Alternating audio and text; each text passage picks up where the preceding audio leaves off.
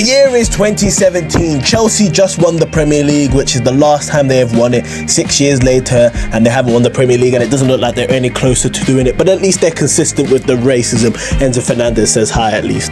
The Champions League, Real Madrid won the Champions League again, but retaining it, be the first team in the new format of the Champions League to retain the Champions League trophy, dominating Juventus, a Juventus team that was a slick, tidy defensive team, but once they came up against Nudo Ronaldo, which is one of the most fearful men, one of the most imperial men, one of the most scary men. I know I'm just doing backflips on it right now, but still, my point still stands. One of the most scariest men you ever to come up against, getting 2 goals in that game and killing off Juventus to get, at that time, Real Madrid's 12th Champions League. Thinking about Mr. CR7, him picking up his 4th Champions League at the time meant he got to pick up his 5th and last Ballon d'Or to this day in 2017, showing to the world that he is one of the greatest to ever do it. And obviously, as we know, in the year of 2024, some people try and downplay the legacy that of which Ronaldo has built upon himself, but in these times he was just generally unstoppable and a deserved winner of the Ballon d'Or. Of course, with a new year comes a new FIFA, and with a new FIFA comes a new way for EA to sell the same game again,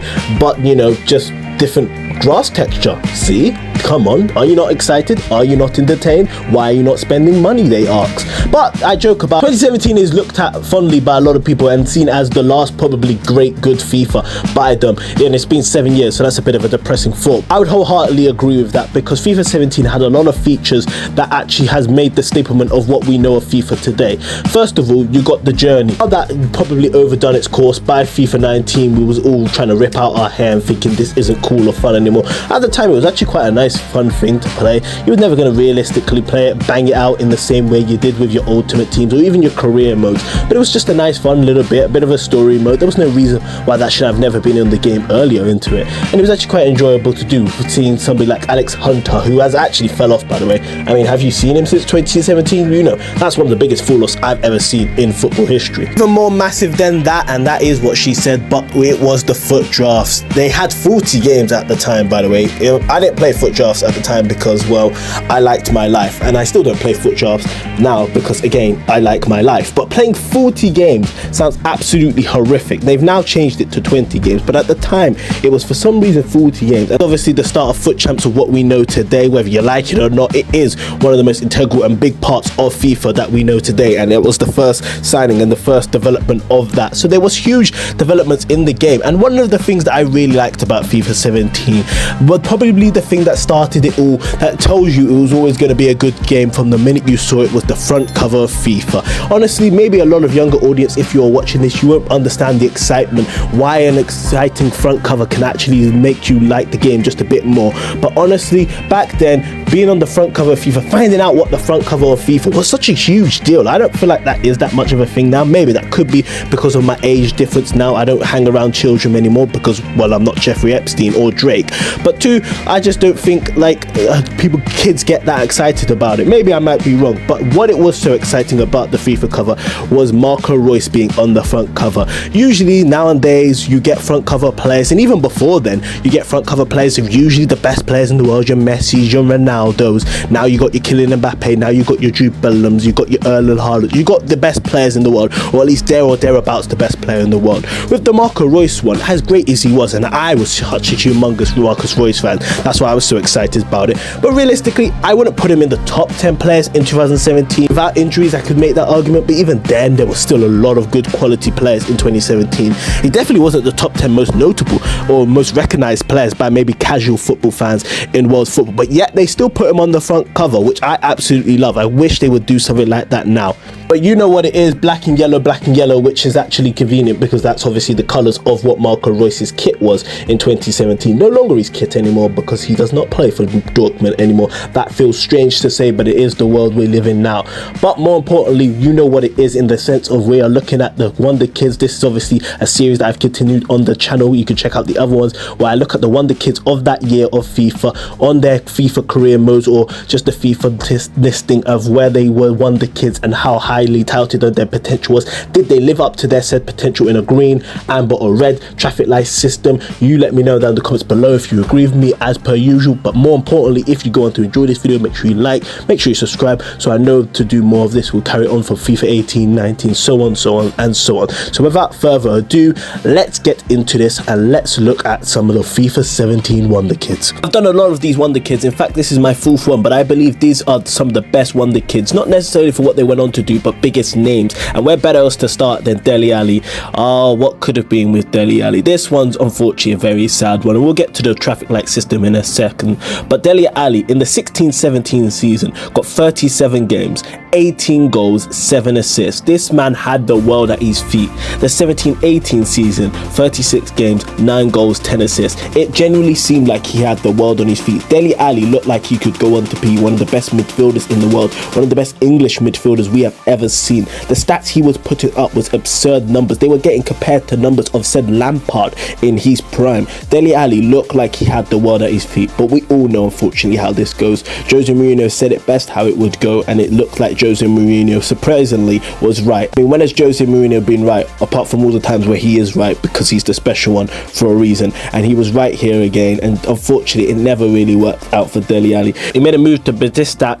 Even there it didn't work out, only getting 13 games, 2 goals. Obviously then he went to Everton, even then not getting that much games or even any goal contributions. Obviously since then he has come out and said he has been suffering with mental health issues, which is obviously such a sad thing to hear about from such a special young player.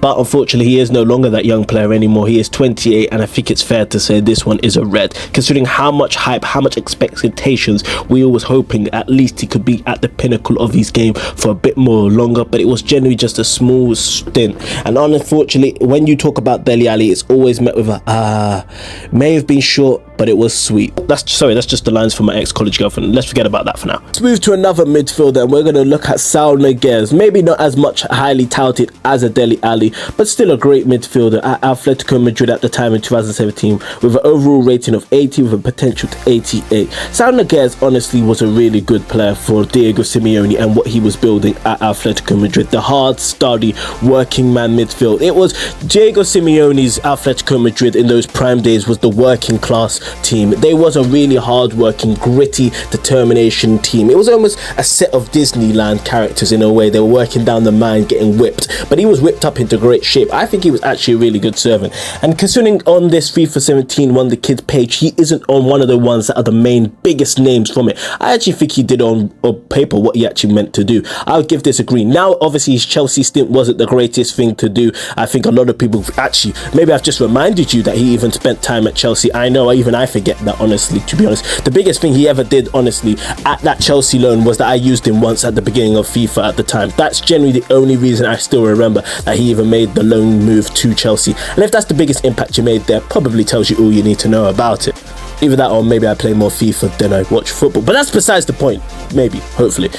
I would still give it a green for what he has done for Diego Simeone, being a good servant. Let's move to another humongous name, and that is Marco Asensio. At the time was rated 81 overall with a potential of 89. Of course, the man, the Spanish Wonder Kid, was at Real Madrid at the time, where he broke onto the scene by just scoring screamers after screamers. Generally, if you look, he was one of those players when you were younger where you would love to just look at his goal contributions. You would just love to look at his goals because they would be some of the sexiest things you would ever see on all of the internet until you found out about other websites. But for the time, that was more sexier than that at that time. I was, to be honest, I probably would still say it is now because I'm lonely and that's how I get. But anyway, besides the point, Marco Asensio in 2017 looked like he had the world in his feet. He scored in a Champions League final, scored against Barcelona. He was breaking all types of records for such a young player. Since then, unfortunately, his seasons has been a bit mismatched, with him never really be able to make a starting lineup place. He did go on to leave Real Madrid just last year, where they went on to win another Champions League without him. And at the end of the day, his best season at Real Madrid was actually 10 goals, and that was it in the 21-22 season, where he was actually still spending most of that on the bench anyway. He wanted to get more game time, which you could understand from his perspective. Moves over to PSG, where in PSG's first season he gets 19 starts, 4 goals, 5 assists. Unfortunately for somebody like Marco Asensio, 28 years old, his trophy cabinet looks absolutely amazing, but considering the standards of what we knew he could go on to be. He can still do some of the best goals you're likely to see. That can never be taken away from him. But I'm going to give this one a yellow. It could have been so much higher if he could just keep that consistency. That's the only problem with Asensio that a lot of people saw with him, and it's why he never realistically ever really warranted an actual general deserving start in Real Madrid's starting lineup.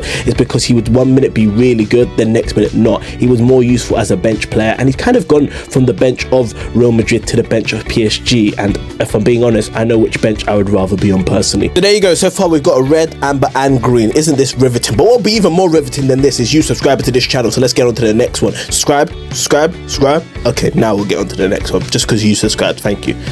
Honestly, I told you this was an all-timer Wonder Kids. This feels like the Wonder Kids of the Spain generation. You know that meme of the Spanish players? This would how it would be for the Wonder Kids right now, because we are not stopping anytime soon, because we got Anthony Martial, and he would go on to be, as this person put it nicely and quite subtly, Martial will be the best player in the world.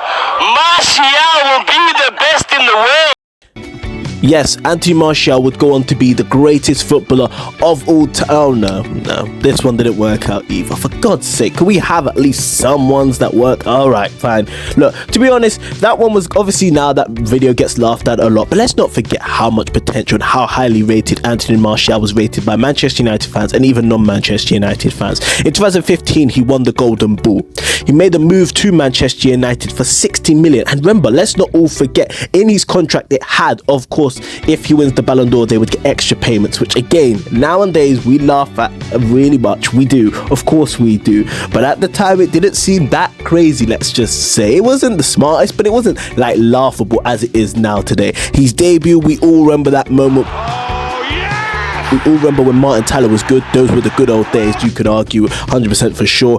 And it basically from there had good moments. There was some good moments. There's no denying that Anthony Martial had, in fact, multiple good moments. For example, his best ever scoring season, the 1920 season in the Premier League, he got 32 games, 10 goals, 6 assists. The season before that, 18-19 season, 27 starts, 10 games, 2 goals.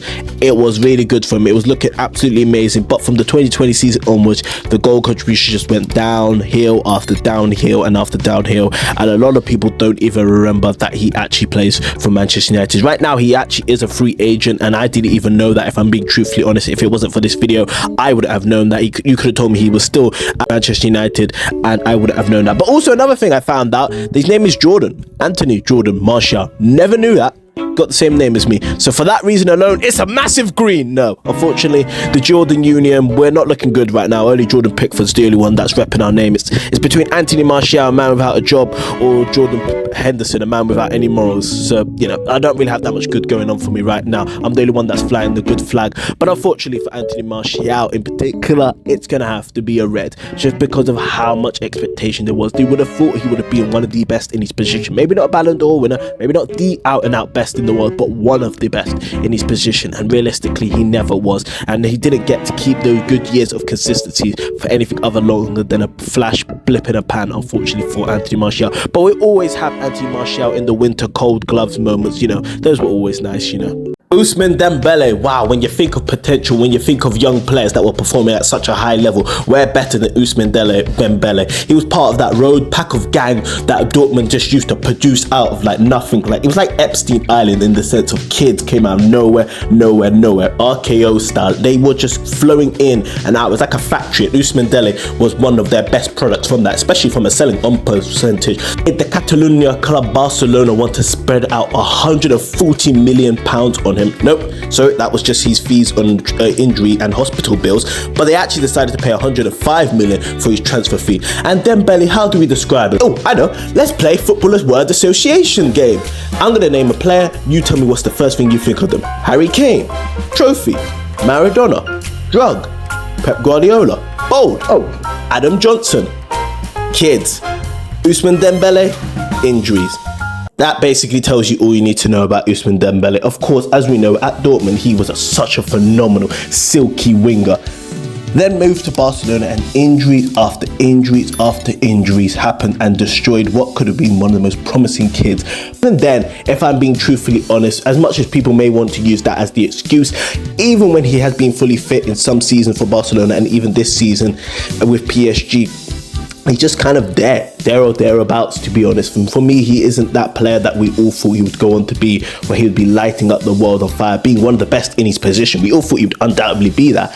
Not really, to be honest. He still doesn't have that finished product. He is such a tricky, confusing, dangerous winger. He's one of those wingers that annoy you and make you love the game at some time, because they take on their winger, they absolutely destroy the fullbacks, they tear the fullbacks a new asshole, literally and figuratively, but then cannot have any goal contributions to end with it. And I'm not a man that loves stats. I'm not a hipster nerd like, oh, I need him to have this many goals or else I'm... But sometimes you do need to make a goal difference every so in a while, and these kind of wingers just don't do it for me. And for me, this one is a yellow. Made the move to PSG as players in the world. For me, that is pretty much near an F gone. But that being said, if he versus Barcelona every week, I'm being truthfully honest, he might surpass Lionel Messi in his legacy. But unfortunately for him, he doesn't get to verse Barcelona every week, so his hating side doesn't get to come out every week. Leroy Sane, the man that could rival the Flash, the man that could rival Sonic or the Wild Coyote. Leroy Sane was a highly touted person in 2017. He was at Manchester City, where at that point Manchester City was still doing pretty much what they're doing now, where there was absolutely amazing development ground. And in the 16-17 season, 26 games, 5 goals, 3 assists, lovely, but could be better, of course. But at the time was only the age of 20. Then when he reached 21 in the 17-18 season, best Man City team and one of the best Premier League teams, I would go as far as to say the Centurion team. He's played 32 of 38 Premier League games for Manchester City. That should already tell you all you need to know about him at the age of 21. Getting 10 goals, 15 assists, 18-19 season, 31 games, 10 goals, 10 assists. But he wanted to leave. He believed that he could still get more game time. Now, while of course those matches sound like he plays a lot of matches, obviously, as we know, Pep Roulette, where you never know if you're going to be starting one week, you never know if you're not going to be starting next week. He wanted a surefire starting place, and that's why he made the move to Bayern Munich. And he made the move to the Bundesliga, and it's so crazy to say, but he's already been in the Bundesliga now. It's going up to his 5th season coming into next year. He's already 28. I don't know how I rate this one, because I'll be honest, I've been called a Leroy Sane hater, some would say. It's not that I don't like Leroy Sane, it's just I don't think he's as good as everybody else used to always mention it. Everybody always used to speak about him like he was going to be the next greatest thing. I never saw it as that. Then he went to Bayern Munich, and I thought his numbers would improve, because on paper people obviously perceived the Bundesliga as a lesser league, and also because of the fact that he wouldn't be in that roulette situation as much as when he was with Pep Guardiola. His stats wise, the best he got is last season, which was 27 games, 8 goals, 11 assists. Pretty decent for the most part. Personally, I still overall think it could have been better for somebody as highly rated as him. It's a yellow. For me, this one's a very surefire yellow. It's not bad by any means, by any metric at all, but I think we all could have expected a bit more better. And like I said, the reason why I don't really rate Leroy Sane in the last couple of years is the consistency that he just doesn't have these last couple of seasons, especially when moving to Bayern Munich. I don't feel like he has that consistency, especially not in those big games. You can either get a really good Leroy Sane, who is almost impossible to stop, but it's very similar to the Dembele one, is causing those fullbacks all types of trouble, but can they consistently get the goals and assists to back it up? And as his stats pretty much show, not really. Maybe you might disagree and give this one a green. Let me know down in the comments below. Marcus Rashford. Now this one was a big one, wasn't it? We all remember Marcus Rashford, Mr. MBE Marcus Rashford. Of course, we know about all the great stuff he's done off the field, but that does not matter here on the Place of Football. We do not add any of your sentimental values you do off the pitch. So just guess what, Adam Johnson? If we're ever looking at Wonderkids, no, not those ones, you might still have a chance to get a green. But I mean, when you talk about inconsistency, and I think this is just the theme of this video, that is the sponsor of this video. Unfortunately, not an actual sponsor. I would love the sponsor. If you want to let me know down in the comments below, does anybody want to give me a sponsor? Marcus Rashford has been a highly touted player for such a long time. Of course, being from Manchester, being born and raised in the Manchester United Academy, then going up to play for the Manchester United first team, being seen as the heir and the successor, the one to take Manchester United into the new realm, into the new era, post Sir Alex Ferguson, post Wayne Rooney, and sometimes he can take that mantle and do a really good job of that in some seasons. Then other seasons he really does struggle with it, unfortunately. Some of his good seasons we could look at is the 18-19 season, 10 goals, 6 assists. Even better the season later, 31 games, 17 goals, 7 assists. Lovely to see. Then he has some blip seasons like in the 2021-22 season, 4 goals, 2 assists. And then even last season, he had 7 goals, 2 assists. And even that looks really nice on paper, those stats, because we all know what he had last season was just a really blip, just really dull, just lackluster performance where a lot of Manchester United fans were starting to question, should he be leaving? But then you remember the season he had 2 seasons before that where he had 17 goals in the Premier League, 5 assists in the Premier League. He was honestly like a house on fire for the better part. When that year turned into 2023, he could not be stopped. He was just doing numbers after numbers after numbers. But like I said, with Marcus Rashford, as great as he is, the inconsistency is the problem with him. And now, will Marcus Rashford leave to go for another club? If I was Marcus Rashford, I would. It's not necessarily because you're not good. It's not necessarily because you're not loved. It's not necessarily because of that. I just sometimes think you can reach your sell-by date at any club, a manager or a player, and sometimes you just need a fresh start and a move away and a chance to maybe revitalize your career. It happens to some better players even than Marcus Rashford. It's happened to some worse players that go on to do even better stuff. If I was Marcus Rashford, which I'm not, of course, or else I would, probably be doing better stuff in my life other than talking about footballers on my chair like a little cock.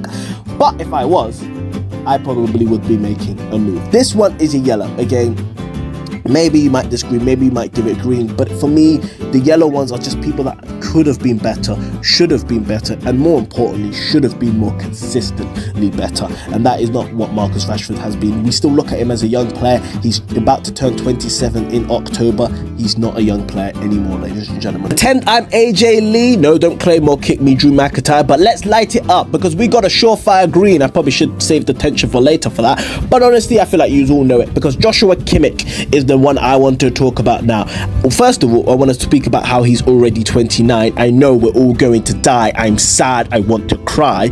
But Joshua Kimmich, I mean, this man was highly talented from the minute go. Pep Guardiola loved him. Pep Guardiola saw him as the Lahm replacement in that CDM / right back, whatever mode he wanted to get him into, that versatile midfielders, right back, wherever you want to play in person. And Joshua Kimmich is a surefire success for me. He has been one of the best right backs when he plays there, and even one of the best DMs when he plays there. Whatever position you want to play him in, he has been highly touted in there. Now, there's obviously rumours that he might be leaving to go somewhere else, if leaving from Bayern Munich, which just feels strange to me. It's like Lahm leaving Bayern Munich. It's like, what? You are Bayern Munich. You can't leave Bayern Munich. You are undoubtedly a future Bayern Munich captain. He's already got that captain mentality into him. But we'll see how that one goes. Guardiola has such potential in him. I think he's done an amazing job of that. He's the captain of the German squad. Be compared to such a legend like Philipp Lahm, one of my favourite players of all time and one of the best fullbacks of all time. It's never going to be easy. I never like when players get compared to such greats in their day just because they're from the same nationality, same club, or even if they do have that similar playing style. I think it is such hard expectations to hold that weight and to be the replacement for them because everybody wants you to be just as good. And while of course I'm not saying he's just as good as Lahm, that is insane to say, he has done more than a surefire job and an amazing job. And the fact that he's already 29 is going to make me want to go cry in a river now. That is all for the place of football, but join me next time with notifications on, of course. So that means you're already subscribed, that means you're already liked for the part 18. Well, that's not part 18, it'll be FIFA 18. I can do my numbers, shut up, okay? Where we'll have a mysterious player that was a teenage sensation that won the World Cup. I bet you'll never be able to guess it. You could spend all day, you'll never guess it. He's some player that's moved to Real Madrid. I don't know who he is, to be honest. Something about Mbappe, turtles, whatever. Who knows? There's your surefire Thanos trailer. There's your teaser in the end of that now. And go on, make sure you subscribe. Make sure you go like. I really enjoy these type of videos. Hope you do as well. Let me know that anything down in the comments below. As per usual, hope you guys enjoyed, and I will see you guys in a bit.